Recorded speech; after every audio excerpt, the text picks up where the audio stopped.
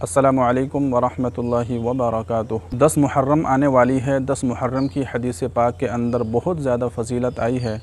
اس کے روزہ رکھنے کی بہت زیادہ فضیلت ہے۔ اللہ کے نبی علیہ الصلاۃ والسلام نے ارشاد فرمایا کہ جو بندہ 10 محرم کا روزہ رکھے گا تو اللہ تبارک و تعالی اس کے پچھلے 1 سال کے گناہوں کو معاف فرما دیا کرتا ہے۔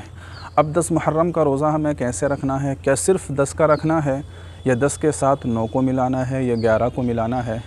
تو سب سے بہتر طریقہ تو یہ ہے کہ 9، 10، 11 آپ تینوں دن روزہ رکھیں، اس لیے کہ محرم کے مہینے میں روزے رکھنے کی، پورے مہینے میں روزے رکھنے کی بہت زیادہ فضیلت آئی ہے۔ اللہ کے نبی علیہ الصلاۃ والسلام کا ارشاد ہے کہ رمضان المبارک کے روزوں کے بعد سب سے زیادہ فضیلت والے جو روزے ہیں وہ محرم الحرام کے مہینے کے روزے ہیں۔ اس لیے اگر تینوں دن روزہ رکھ لیا جائے 9، 10، 11 تو بہت اچھی بات ہے، اور اگر تینوں دن نہ رکھ سکیں تو پھر 9 اور 10 کو رکھا جائے یا پھر 10 اور 11 کو رکھا جائے، صرف ایک نہ رکھا جائے یعنی 10 محرم کا، بلکہ اس کے ساتھ 9 کو یا 10 کو ملا لیا جائے۔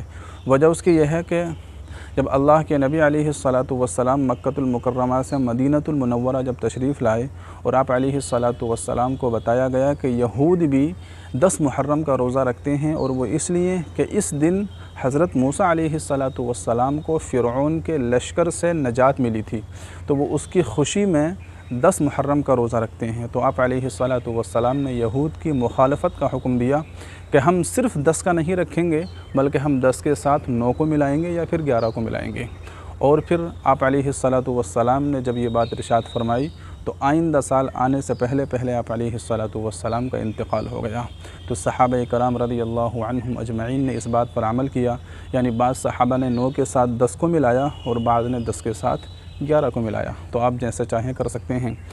اور اگر کوئی 9 کا نہ رکھ سکا، کسی نے 10 کا روزہ رکھ لیا اور پھر وہ آگے 11 کا بھی نہ رکھ سکا، تب بھی کوئی مسئلہ نہیں ہے، صرف 10 کا بھی آپ رکھ سکتے ہیں، لیکن بہتر یہی ہے کہ 10 کے ساتھ 9 یا 11 کو ملا لیا جائے۔ لیکن اگر کوئی پرابلم ہو، پریشانی ہو، تو آپ صرف 10 محرم کا روزہ بھی رکھ سکتے ہیں، اس میں کوئی حرج کی بات نہیں ہے۔ اب اس محرم کے روزے کی ہم نیت کیسے کریں گے؟ تو دیکھیے، نیت تو دل کے ارادے کا نام ہوتا ہے، کوئی زبان سے کہنا ضروری نہیں ہے۔